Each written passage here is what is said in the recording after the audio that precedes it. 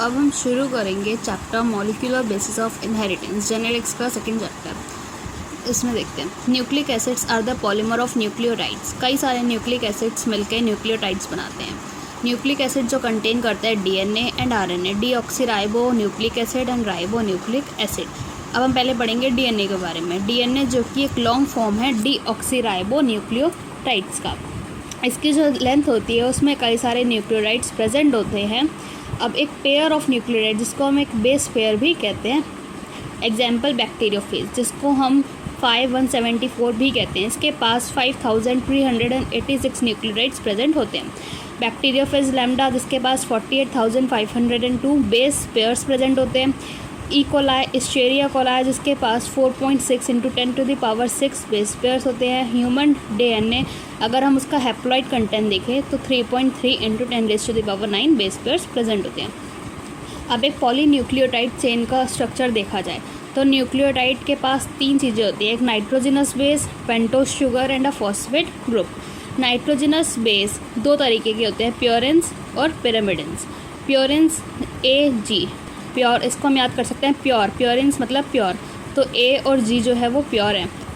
पिरामिडेंस हो गया हमारा साइटोसिन, यूरेसिल एंड थायमिन। अगर वो डीएनए होगा तो उसमें साइटोसिन और थायमिन प्रेजेंट होगा, अगर वो आरएनए होगा तो उसमें साइटोसिन और यूरेसिल प्रेजेंट होगा। इस नाइट्रोजनस बेस जो है वो पेंटोस शुगर के फर्स्ट कार्बन के OH के साथ जुड़ा होता है, किसके जरिए एक N ग्लाइकोसिडिक लिंकेज के जरिए, जो कि क्या बना देता है, न्यूक्लियोसाइड बना देता है। एडिनोसिन और डीऑक्सी एडिनोसिन, ग्वेनोसिन डीऑक्सीग्वेनोसिन, साइटिडिन डीऑक्सीसाइटिडिन, मतलब ये डीएनएज में होंगे, डीएनए में। यूरिडिन लेकिन यूरिडिन डीएनए में यूरिडिन नहीं होता तो इसकी जगह आएगा डीऑक्सीथाइमिडिन। 2 OH और 5 कार्बन ऑफ न्यूक्लियोसाइड, अगर ये न्यूक्लियोसाइड के 5th कार्बन के OH के साथ जुड़ा होगा फॉस्फो ईस्टर लिंकेज के जरिए तो ये न्यूक्लियोटाइड कहलाएगा या फिर डीऑक्सी न्यूक्लियोटाइड बनाएगा। अब 2 न्यूक्लियोटाइड लिंक्ड टुगेदर, अगर 2 न्यूक्लियोटाइड एक साथ जुड़े हुए हैं किसके जरिए, 3' to 5' फॉस्फोडाइस्टर लिंकेज के जरिए, तो ये क्या बना देंगे, di nucleotide. More nucleotide join to form polynucleotide chain. इसी में अगर और ज़्यादा न्यूक्लियोटाइड जुड़ जाएंगे तो क्या बन जाएगा, पॉली मीन्स मोर देन 2, तो एक पॉलीन्यूक्लियोटाइड चेन बन के आ जाएगी।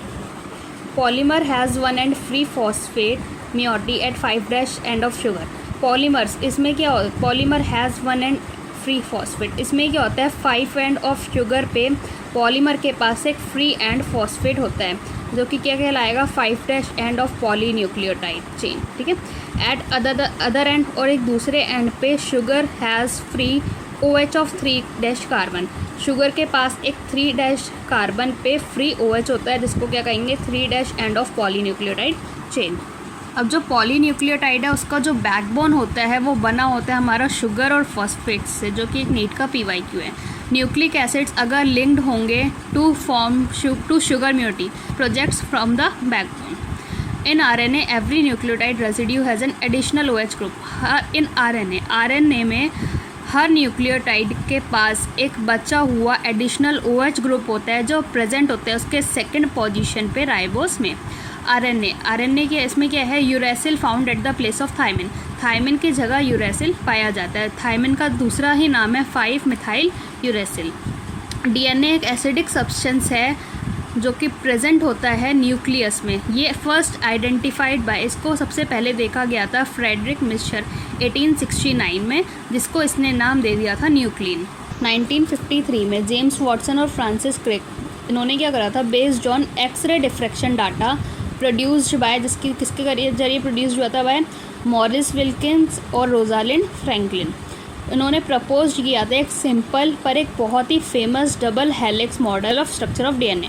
मेन पॉइंट, हॉलमार्क मतलब मेन पॉइंट, हॉलमार्क क्या था इसका, जो बेस पेयरिंग थी 2 स्ट्रैंड्स के बीच में पॉलीन्यूक्लियोटाइड चेन्स की, वो किस पे बेस्ड थी, based on observation of Erwin Chargaff for DNA ratio between adenine and thymine, guanosine and cytosine are constant and equals 1। इसमें जो बेस पेयरिंग थी वो कॉम्प्लीमेंटरी थी एक दूसरे से। अगर if each strand forms a DNA act as a complement, हर एक डीएनए स्ट्रैंड बना रहा है तो वो टेम्पलेट की तरह एक्ट करेगा किस चीज़ के लिए, for synthesis of new strands. अब ये जो 2 डीएनए हैं thus produced identical to the parent DNA molecule, ये जो 2 डीएनए बने हैं वो अपने पेरेंट डीएनए के आइडेंटिकल प्रोड्यूस्ड होंगे। बिकॉज ऑफ दिस, इसी की वजह से जो जेनेटिक इम्प्लीकेशन है ऑफ स्ट्रक्चर ऑफ डीएनए वो काफ़ी क्लियर होते हैं।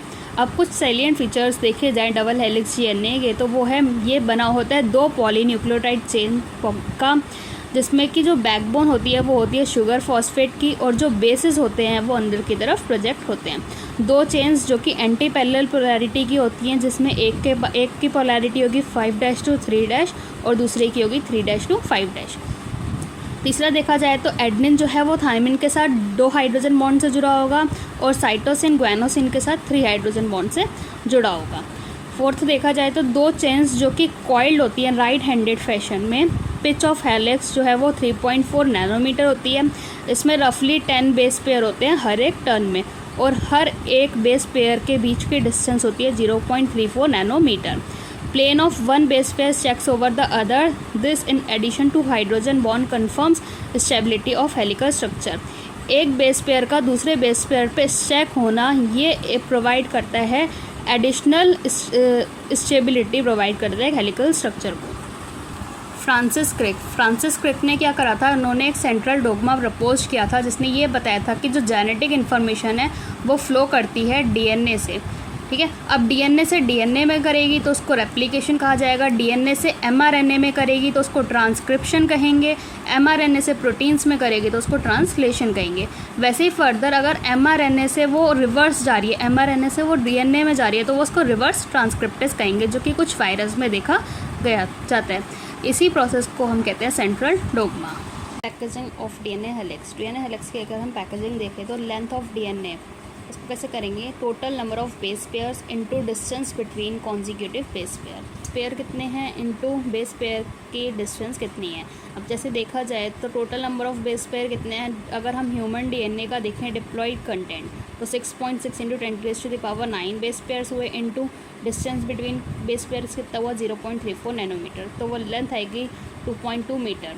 This length is far greater than the dimension of typical nucleus. अब जो एक न्यूक्लियस है उसकी होती है 10⁻⁻⁻6 मीटर, और ये जो हमारी लेंथ है ये डीएनए की ये बहुत ही ज़्यादा है इस न्यूक्लियस की डायमेंशन से। तो how is such a long polymer packed in a cell, तो इतना बड़ा लॉन्ग पॉलीमर एक सेल के अंदर कैसे पैक होता है। अब आता है अगर लेंथ ऑफ इक्वलाई डीएनए इतनी है तो नंबर ऑफ बेस पेयर्स कितने होंगे, तो हम इसी से यहाँ से फॉर्मूला निकालेंगे। नंबर ऑफ बेस पेयर्स निकालने हैं, लेंथ दी है, डिस्टेंस हमें पता है, तो length upon distance between consecutive base pairs से करके इतना मतलब नंबर ऑफ बेस पेयर्स आ जाएंगे। अब प्रोकैरियोट्स में देखा जाए तो such as E coli do not have a defined nucleus. E coli में देखा जाए तो उसके पास एक डिफाइंड न्यूक्लियस नहीं होता है। डीएनए जो कि स्कैटर्ड नहीं होता throughout the cell, DNA जो कि एक निगेटिवली चार्ज है वो कुछ प्रोटीन्स के साथ जुड़ा होता है, प्रोटीन्स जो कि पॉजिटिवली चार्ज होते हैं जिसको हम न्यूक्लियोइड कहेंगे। DNA in nucleoid is organised in large loops held by proteins. Nucleoid में जो डीएनए होता है वो कई सारे लार्ज लूप्स में हेल्ड होता है प्रोटीन्स के जरिए। अब अगर यूकैरियोट्स में देखा जाए तो ये मोर कॉम्प्लेक्स ऑर्गेनाइजेशन है। पॉजिटिवली चार्ज बेसिक प्रोटीन्स जिसको हम हिस्टोन प्रोटीन्स कहते हैं, proteins acquire charge depending upon abundance of amino acid residue with charged side chain। ये जो चार्ज होता है ये डिपेंड करता है कि उसमें कितना अमीनो एसिड, कौन सा अमीनो एसिड कितना अमाउंट में है। हिस्टोन्स जो कि रिच होते हैं बेसिक अमीनो एसिड्स में, लाइसिन और arginine. Both amino acid residue, दोनों अमीनो एसिड रेजिड्यू जो कि कैरी करते हैं पॉजिटिव चार्ज को उनकी साइड चेन्स में। हिस्टोन्स जो कि ऑर्गेनाइज्ड होता है to form a unit of 8 molecules जिसको हम हिस्टोन ऑक्टामर कहेंगे।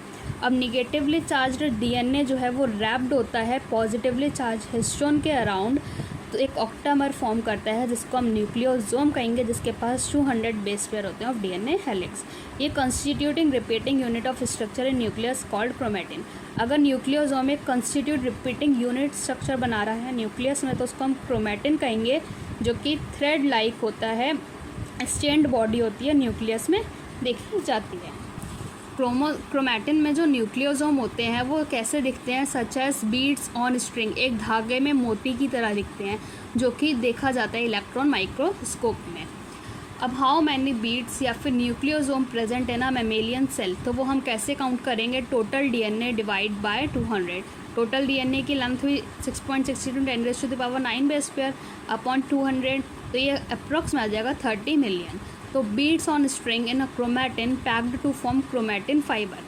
क्रोमैटिन में जो बीट्स ऑफ स्ट्रिंग होते हैं वो इस तरीके से पैक्ड होते हैं कि वो क्या फॉर्म करेंगे, क्रोमैटिन फाइबर फॉर्म करेंगे, और वो फर्दर जब कॉइल्ड होंगे तो वो कंडेंस हो जाएंगे एक मेटाफेज स्टेज में, जिसको हम क्रोमोसोम कहेंगे। अब ये जो पैकेजिंग होती है हायर लेवल पे, ये कुछ additional sets of protein require करती है, जैसे जिसको हम कहेंगे नॉन हिस्टोन क्रोमोसोमल प्रोटीन। अगर ये लूजली होंगे तो इसको हम यूक्रोमैटिन कहेंगे, जो कि लाइटली स्ट्रेंड होते हैं, एक्टिव होते हैं। और अगर ये डेंसली पैक्ड होंगे तो इनको हम हेट्रोक्रोमैटिन कहेंगे, जो कि डार्कली स्ट्रेंड होते हैं, जो कि इनएक्टिव फॉर्म है।